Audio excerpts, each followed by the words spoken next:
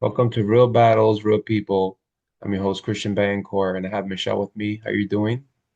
I'm well, Christian. Thank you so much for inviting me to share some time with you. Before we dive in, can you introduce yourself to the audience? Absolutely. So my name is Michelle Latham, and I am a coach, a wellness coach, a professional coach, a mental health counselor, and a consultant. Excellent. Can you share a little bit why you specialize in stress recovery? Yeah, so I actually, a little bit of my background, I have been a nonprofit executive leader, and I was in a nonprofit organization for about 30 years. And I got to a place of, unfortunately, recognizing too late that I myself was in a state of burnout. I kept attributing it to many other things. And it wasn't until I really noticed a change in my physical body that made me realize, oh my gosh. So I decided I needed to do something different. And through lots of reflection and consultation with other people, I decided to start my own business about 2 years ago this month as a licensed clinical social worker.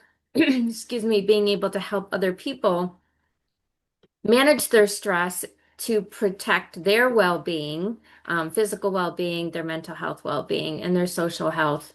And so I do the coaching, counseling, and consulting, all geared and focused around strategic stress recovery. So on an individual level, as well as for promoting workplace wellness for organizations to make sure that they're prioritizing their people. So I like to call myself a wellness strategist, and I do that all through coaching, counseling, and consulting. Okay. In your experience, what are the early warning signs that someone is on the path to burnout? So we often will notice changes in our routine habits, whether it be our appetite changes or our eating habits. We'll notice sleeping disturbance, which sleep is the number one thing to promote our well-being. And making sure we're getting through all three cycles of the REM to make sure that our bodies have complete recovery, rest, and recharge for the next day. Concentration difficulties, irritability, which often will play out in relationship to um, either family environment, our social environment, or our workplace environment. Um, and then, like I said, changes in our body. So we might have gut health issues. We might notice diagnosis of irritable bowel syndrome. We just can't tolerate certain things anymore. We lose interest in doing things. So a lot of the symptoms that actually mirror anxiety or depression, but to an elevated state where we're not able to recover, which is why I'm so strongly invested in how can I help empower people to come up with strategies to recover from the stress so it doesn't escalate to the point of being a more chronic condition related to burnout. Yeah, I've gone through something very similar to that. I'm an Army veteran, to served in 2 years in Baghdad, Iraq, and sleep has been always an issue with me. I barely sleep. I sleep like maybe 3 hours, and up at wake up, go back to sleep, wake up, go back to sleep, and most of the stuff that you discuss has to do with a lot of veterans. Have you worked with veterans before? I have not worked with a large number of veterans. I am familiar with it just from my nonprofit experience. Um,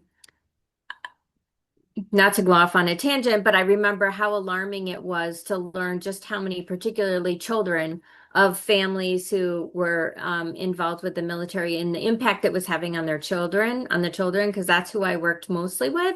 Um, and I would imagine that not unlike veterans, excuse me, that many of the people that I am working with, it's the sleep disturbance is related to thoughts that are recurring and not being able to set those aside as it relates to sleep, or even just getting into a state of calmness to allow for the sleep.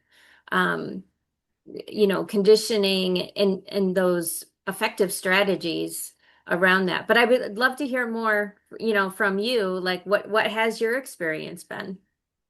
Oh, my experience has been so the first tour in Baghdad, Iraq, we lost four guys due to IEDs in on June 4th and June 5th. So those images affect me all the time. Sure. Certain smells bring me back to Iraq. Yeah. Certain sounds bring me back to Iraq. So this is ongoing. This they say there's a way to manage it, but I'm not there yet. What did they say? What did they say? No, I'm saying like uh there's people that say you can manage it, but Oh, I haven't gotten to got that it. point yet to manage it. Yeah. The stress. And that your experience, while unique to, and thank you, Christian, for your service, in being a service person, it's as exactly as you're talking about the triggers and very day-to-day triggers. One of the things that I always think about is fireworks on 4th of July and cannons that are being let off. And like the people that are not, I mean, in general, the organized fireworks, but then there's all the people who just do their own fireworks. And it always concerns me. But those triggers, there are very specific evidence-based, trauma-informed practices and modalities by which to address that. And not to say that it will extinguish all of those experiences that you're having, but there certainly are. I'm not certified or trained in any of them, but um, I I eye movement rapid desensitization is one, EMDR, that I know a lot of people use, and some other somatic and emotion focused type of therapies. Um, because you're absolutely right. Like you can't control how you are going to respond to when those things happen organically in the community. And associating different feelings will be triggered by the association of those experiences, and the intense emotion that you feel in response to those is not about the actual scent, the source of the scent or fragrance, because it's triggering this flood of past memories and experiences. Yeah, I agree. Moment medication can't always resolve it. A lot of times medication is prescribed as a way to cut the intensity of the emotion so that you can be at a calm state to be doing some of that coping strategy development. Breathing is a natural way because it allows for a distraction from the thoughts or visions, and focused on the actual breathing. Um, One of the things that I talk about a lot with people, well, the tagline for my business is fostering purpose and harmony for optimal impact. And so being very clear around how do we want to be feeling, what do we want to be doing, and are we making decisions and creating conditions around us to support how we want to be feeling? So one of the things, sleep specific, we talk about is how are you conditioning yourself to have a good night's sleep, from the temperature of the room to eliminating light sources. For some people, they actually need a little bit of light. It depends on the actual person. Eliminating uh, digital screen time for X amount of hours before sleep, not eating 3 hours before we go to bed. Alcohol is an awful thing because it'll get you to sleep quick, but it won't give you quality sleep. Um, Sometimes it's the thoughts and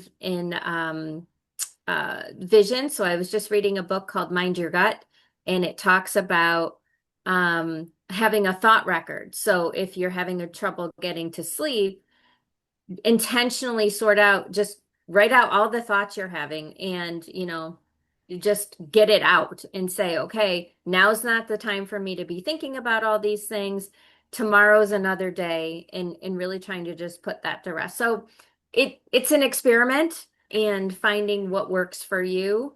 But I think expanding ideas just by talking to people and again, limiting time on digital, but using your time efficiently on digital to be intentional about researching different things and hearing different ideas around what works for people so that you can do your own experimenting.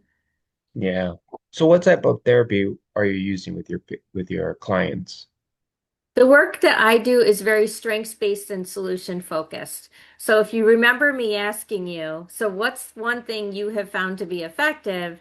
It's building into what is already working. And then from a solution focused approach, thinking back to, so for example, if you don't mind me using you, Christian, with your example, you were saying one of the things that challenges sleep for you is thoughts or memories or visions. So one of the approaches I would take is let's think about another time where you've had thoughts or vision or memories that have interfered with something and you've been able to move beyond them to be able to function in that particular area. So for example, maybe it's work. Okay, so how did you make that happen? And how can we adopt what you did there that was successful to this situation? Because when you have a firsthand experience, you take it like there's an emotional connection to it because you can remember that sense of pride and accomplishment and that hope and optimism that you can also tackle it in this area. And then acceptance and commitment therapy and cognitive behavioral therapy. Cognitive behavioral therapy is really looking at restructuring the beliefs and looking for the evidence to support more favorable or more positive beliefs. And acceptance and commitment is something I work on a lot with people, with recognizing how their past experiences have contributed to who they are today, what they're navigating today, how they approach things or think about things, and be able to then say, okay, that was then. I accept that that's how I've been shaped to be who I am. And yet I have control now to define my future and commit to doing that. And oftentimes I always say to people, you're inviting grief. When you start working with me as a coach or a counselor, you're inviting grief because you want something to be different. And so you're going to be letting go of what's familiar to try and risk something different and new. And you're also likely going to have to refine relationships with people because they're so familiar with how you've acted before that when you start acting differently and doing things differently, it's going to be uncomfortable for them. But you can't let their discomfort stop you from moving forward and staying committed to how you want to be feeling. Yeah, of course you got to better yourself. Right. Yeah. Yeah, I've done CBT, prolonged exposure therapy, stairs, um, guilt, and a few more that I can recall. Um, but going back to you, what is a practical exercise that if someone's listening right now, what could they do today to not feel overwhelmed or depleted? Yeah. So back to your opening question, Christian, about strategic stress recovery. So when we can recover from stress on a more consistent basis, it allows us to not create an opportunity for burnout to happen. And so what I have learned in science shows this, research shows this, and I'm just constantly reaffirmed in all different areas. Like I mentioned, reading that book, um, Mind Your Gut, a lot of other resources that I have really looked into as part of my own learning is that connection with other people. I also think connection with podcast. I credit a lot of how I've got to be who I am by listening to podcasts. So I'm loving this opportunity. Um, Walking is a huge way to reduce stress, and being in nature, even if you are just sitting in a space with your feet on the ground, that in itself. So when you combine all three of those, it really creates an opportunity to recover from stress on a regular basis, mitigate that burnout. So I I call my coaching while walking Pedi Purpose, PEDI, walking with a purpose, which ties all of that together as a way to be in motion while people are thinking about what are those next steps they want to take for their well-being. And I do workshops for companies around what I call soul support, SOLE, really promoting walking during the workday and getting people out in nature, walking with somebody so that they are less likely to be burned out in the workplace and less health care issues. They're likely to stay, and so there's less payroll expenses. So connection, walking, and nature. So connect with people that are good for you, that are going to support the a peaceful state that you want to be in. You know, gravitate towards people that you admire for this aura of energy or calmness that they have. Connection with positive messaging. So thinking about books or podcasts, be very intentional about what you're welcoming into your space around thoughts and emotion. One of the big things is limit the digital and screen time altogether. Be very intentional about what social media you're following because even if you are not aware, our bodies are absorbing all the speediness that comes with social media, the content that we can often get looped into. I had two counseling sessions this morning, and both of them talked about one of the things that they have found to be most helpful to reducing their anxiety is limiting their time in social media, and replacing that time with things that are super more meaningful, again, that harmony to the state that they want to be in. Walking or movement. Not everybody is in a state of being able to walk or feel comfortable walking, but movement is so key. And it doesn't cost anything to move our bodies. If we can do it outside, it's even better. But there's so much science as it relates to walking that if people are able to walk, um, it prolongs our lives. And so, 10 minutes, especially after we eat, is super important to move our bodies. Um, and then the nature. So whatever that looks, so it, you know, and there are some communities, especially here. I'm in Buffalo, New York. It is very cold and icy in the wintertime, and nobody really wants to be outside in that, or it's not safe to be out there. So how do you create a space indoors for yourself, whether it be, you know, physical surrounding, or you know, choosing to invest your time on digital that is nature oriented or having like the nature sounds, things like that. Yeah, I agree with you 100%. You know, I do a lot of exercising, with weights and stuff as much as I can. Uh, Yeah. and meditation and walking. I walk with my wife and my two boys. They're 3 and 2. They love the outdoors. And Yeah. same with me. I like seeing them happy and whatnot. And it's just refreshing just to go out there and just smell the air, and let go of Yeah. your phone, not paying attention to it. Yeah. Yeah. I Yeah. am And you know, I'm the guilty fresh at air. times. I'm guilty for being on social media a lot, but I'm working on that. Uh, well, and there's so many degrees of putting boundaries on that from just select, you know, like reducing or eliminating notifications on our phones. That in itself can be super helpful.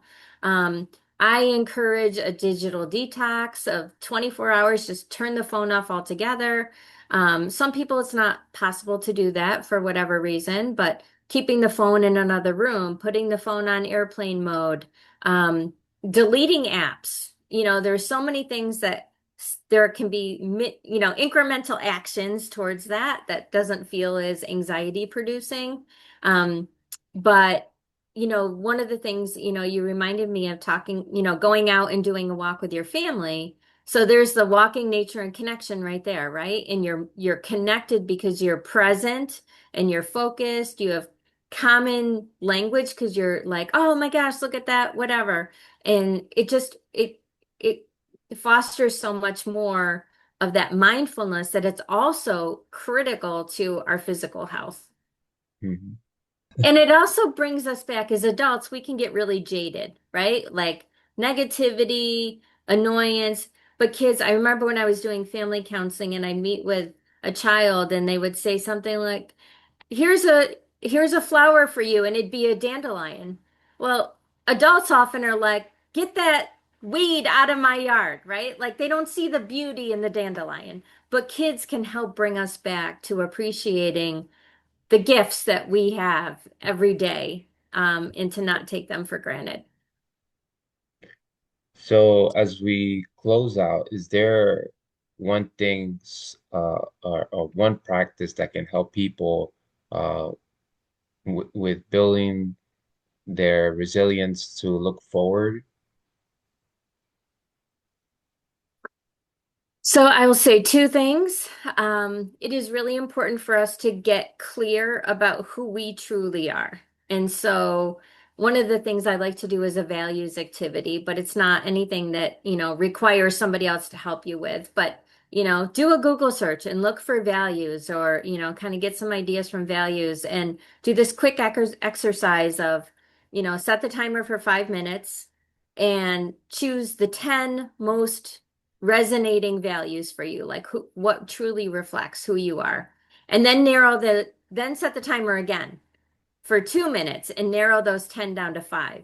And then let those five values be the core by which decisions are made around how you spend your time, who you choose to spend your time with, um, and making sure that you're really honoring who you are as a person and allowing for opportunities to just be yourself and really pay attention to those exceptions of, okay, it's easy to say I never or this never happens or whatever, but when you really sit back and you challenge yourself to think about when was a time I did feel this way or this was the circumstance or whatever was going on, you start to shift your framework from a into a more of an abundance mindset where you grow that mindfulness. I agree.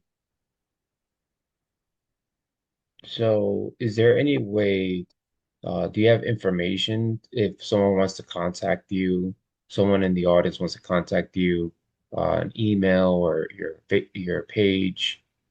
What Yeah, the probably the easiest thing to do is to go to my website and it's my first and last name.com. So MEICHLE dot Latham.